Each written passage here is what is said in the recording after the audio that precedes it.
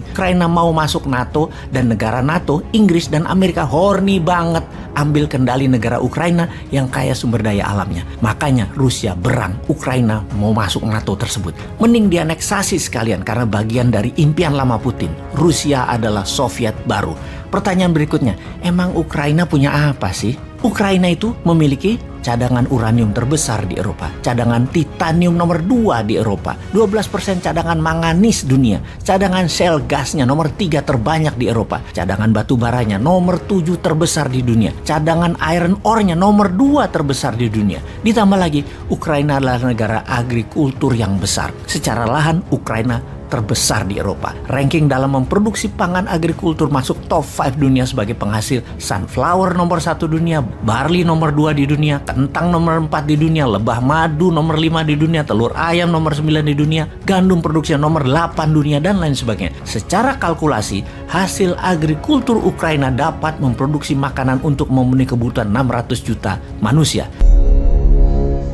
Kembali kita ingatkan sejarah kolonialisasi. Mengapa dilakukan? Jawabannya hanya satu, Lebensraum. Ini hanya istilah dari bahasa Jerman dan bangsa Jerman di periode 1890 hingga 1940 yang mencerminkan sejarah kolonialisasi sejak zaman Macedonia, Romawi, hingga kolonialisasi Eropa ke seluruh dunia. Semuanya sama, Lebensraum. Lebensraum terjemahannya adalah living space atau wilayah hidup, tempat tinggal, dan segala kebutuhannya. Kita meneok nation interest banyak negara dunia saat ini. Misalnya Tiongkok. Untuk menghidupi 1,4 miliar penduduknya, Tiongkok harus melakukan kolonialisasi. Namun Tiongkok menggunakan kolonialisasi 5.0. 5.0 kalau pakai terminologi di Akademi Militer, yaitu menggunakan economic approach dan soft power. Tidak mencaplok ala militer, namun mengambil kemanfaatan sumber daya sebuah negara. Amerika juga sama, mengkolonialisasi bangsa dan negara lain demi menghidupi 350 juta penduduknya. Misalnya di Jazirah Arab, dikuasainya di negara-negara Asia Barat lainnya, dan semua wilayah yang memiliki unsur fosil oil seperti di negara Myanmar, Indonesia, Venezuela, Nigeria. Mana saja yang ada fosil oil, Amerika masuk mengendalikan dengan hard power, dengan tekanan premanisme. Itulah mengapa kalau kesadaran bernegaranya rendah, sebuah negara yang pimpinannya lemah, negara tersebut memiliki sumber daya alam yang besar, maka kepastiannya yang bisa terjadi adalah takluk oleh Tiongkok atau ditaklukkan oleh Amerika. Bahkan ada yang takluk kepada keduanya. Intinya pastinya sumber daya alamnya yang disikat. Miskin nantinya seperti Nauru, negara kepulauan di selatan Pasifik yang kaya akan fosfat. Dalam 40 tahun disedot Amerika sampai nol. Sekarang miskin itu negara Nauru. Pemimpin lampaunya menjual tanah air sumber daya alam Nauru dan tidak menjadikan Nauru negara produktif, memanfaatkan kekayaan tersebut menjadi modal untuk membangun industri, tapi malah menjadikan negara konsumtif, paling berdagang aja. Kembali ke Lebensraumnya Rusia, negara yang wilayah daratnya luas, penduduknya 150 jutaan, namun sangat berambisi untuk mengembalikan kejayaan Soviet dan memerlukan kendali atas Eropa, dan pastinya memerlukan wilayah negara lain yang dipimpin oleh pemimpin lemah di mana wilayahnya kaya sumber daya alam. Kembali ke sejarah dunia di mana perang adalah tindakan perampokan kekayaan suatu negara. Irak menyerbu Kuwait ketika perang Teluk, itu mengambil kekayaan Kuwait, di bank Kuwait, emas Kuwait, semua disikat.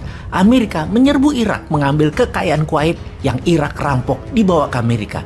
Juga sewaktu peristiwa di Libya, di Benghazi, itu perampokan kekayaannya Gaddafi, dibawa ke Amerika. Ada juga masanya Nazi, serbu Belanda, ambil cadangan emas Belanda dari rampokan kekayaan Nusantara. Lalu di tahun 1945 Amerika ambil emas rampokan Nazi asal Belanda tersebut ke Amerika. Intinya semuanya adalah bajingan, kampret, dan semuanya jahat. Inilah mengapa Ukraina penting. Ukraina mau masuk NATO, dan negara NATO, Inggris dan Amerika horny banget ambil kendali negara Ukraina yang kaya sumber daya alamnya. Makanya Rusia berang Ukraina mau masuk NATO tersebut. Mending dianeksasi sekalian karena bagian dari impian lama Putin. Rusia adalah Soviet baru. Pertanyaan berikutnya, emang Ukraina punya apa sih? Ukraina itu memiliki cadangan uranium terbesar di Eropa, cadangan titanium nomor 2 di Eropa, 12% cadangan manganis dunia, cadangan shale gasnya nomor 3 terbanyak di Eropa, cadangan batu baranya nomor 7 terbesar di dunia, cadangan iron ore-nya nomor 2 terbesar di dunia. Ditambah lagi, Ukraina adalah negara agrikultur yang besar. Secara lahan, Ukraina terbesar di Eropa. Ranking dalam memproduksi pangan agrikultur masuk top 5 dunia sebagai penghasil sunflower nomor 1 dunia, barley nomor 2 di dunia, kentang nomor 4 di dunia, lebah madu nomor 5 di dunia, telur ayam nomor 9 di dunia, gandum produksi nomor 8 dunia, dan lain sebagainya. Secara kalkulasi, hasil agrikultur Ukraina dapat memproduksi makanan untuk memenuhi kebutuhan 600 juta manusia. Di sisi lain lagi yaitu secara produksi industri Ukraina. Nomor 3 dunia produksi dan pengekspor besi.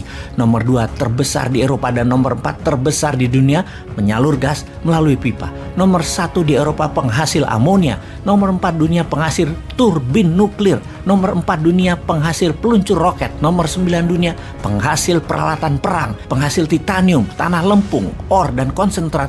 Semuanya top 5 produser dunia. Kembali ke Lebensraum. Rusia bukan hanya menganggap Ukraina adalah satu rumpun, satu bangsa, satu sejarah seperti satu nusantaranya di ASEAN, Indonesia. Tetapi demi hajat hidup, Rusia menyerang Ukraina, kemudian akan memasang presiden boneka pemimpin Kiev yang pro-Rusia. Dapat dipastikan itu semua segera akan terjadi. Di Indonesia imbasnya bagaimana? Siap-siap BBM naik di Indonesia, siap-siap harga listrik naik, siap-siap biaya-biaya akan naik, siap-siap daya beli turun. Kalau pemerintah penguasanya masih fokus pada kerja proyek, ambiar keadaan domestiknya nanti loh. Semua ini kita nanya, pada kerja apa dikerjain sih?